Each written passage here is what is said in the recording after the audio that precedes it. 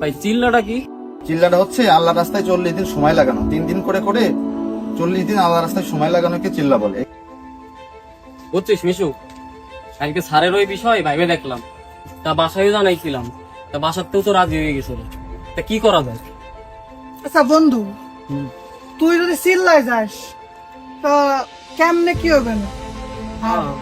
ভাবিও তো তোরে সারা মনে কর থাকতে পারবেন না, চিল্লাই তো আবার ফোন টোনও চালানো যাবে না।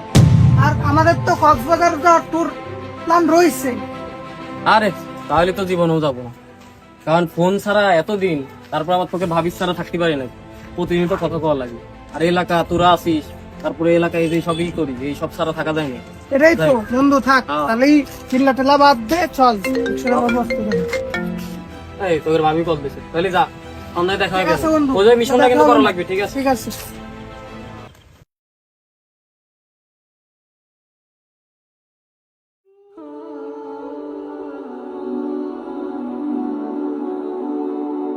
আলিফ না, ওর বাসা থেকে তো চিল্লাই পাঠানোর জন্য রাজি হয়েছিল, একা একা বসে আছে। যাই ওরে চিল্লার ব্যাপারে একটু তশকিল করি।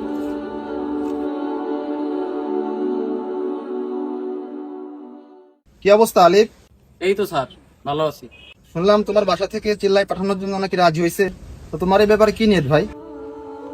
জি স্যার, রাজি তো হয়েছে, কিন্তু আমি চিল্লার বিষয় তো খোঁজ খবর নিয়ে দেখলাম, তা ওইখানে তো আমার 40 দিন ফোন ছাড়া থাকা সম্ভব না। আলিফ, তোর বিষয়টা আমি বুঝতে পারছি ভাই।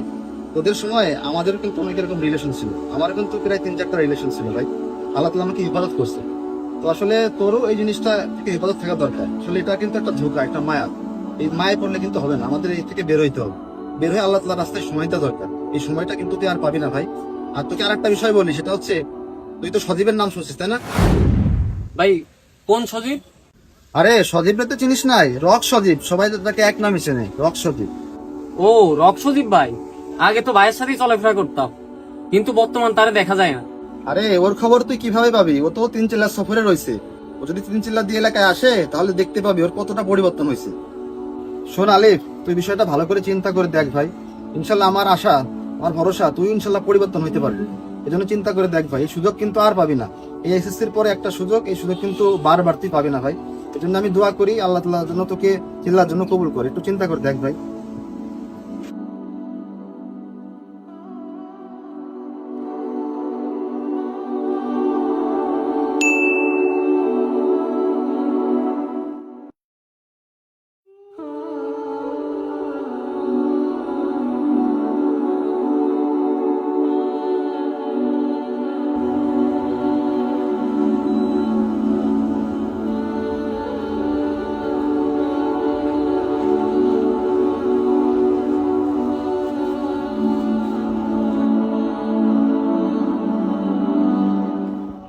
ভাই ভাই, আলিফ ভাই নয়টা?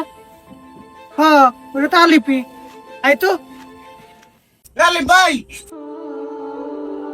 আসসালামু আলাইকুম। ওয়ালাইকুম কি আসসালাম। অবস্থা বন্ধু, ভালো আছিস? বন্ধু কেমন আছিস? এই তো বন্ধু, আলহামদুলিল্লাহ। কি অবস্থা ছোট ভাই, ভালো আছো? আলহামদুলিল্লাহ ভালো আছো? এই তো। তা বন্ধু, তুই কবে আইছিস চিল্লাতে? তা 40 দিন হয়ে গেল তোর? হ্যাঁ এই তো কালকেই হয়েছে 40 দিন। তা বন্ধু তুই আইছিস ভালো হয়েছে, অনেক মজ মাস্তি হবে না। আর আমাকে তো কক্সবাজার যাওয়ার প্ল্যানটা রয়েছেই। শোন মিশু, এখন আর সেরকম মন মানসিকতা নাই রে। তুই 40 দিন এত পরিবর্তন হয়ে গেছিস, তুই আমাকে সাথে ঘুরতে যাবি না? শোন, শুধু 40 দিন যে পরিবর্তন এরকমটা না, আল্লাহ তাআলা হেদায়েত দান করছে বলে আমি এখন এইরকম, বুঝতে পারছিস? শোন, আমরা সবাই হলো মাকলুক, মাকলুক কিছুই করতে পারে না আল্লাহ তাআলার হুকুম ছাড়া। আল্লাহ তাআলা সবকিছুই করতে পারেন মাকলুক ছাড়া বা দ্বারা। বন্ধু, তোর পরিবর্তন দেখে আমার খুব ভালো লাগতেছে রে। যাই হোক, আমাকে যেন দোয়া করিস, আমরাও যেন তোর মতো পরিবর্তন হতে পারি। ফি আমানিল্লাহ বন্ধু, দোয়া তো করি। আর যাই হোক, যে বিষয়টা বলতে চাইছিলাম তোদের, সত্তার চাচা নাকি দোকান দিছে। হ্যাঁ হ্যাঁ, সপ্তাহ সাত দোকান দিছে। চল তো ঘুরে আসি, ওনার সাথে কিছু কথা আছে। হ্যাঁ চল বন্ধু।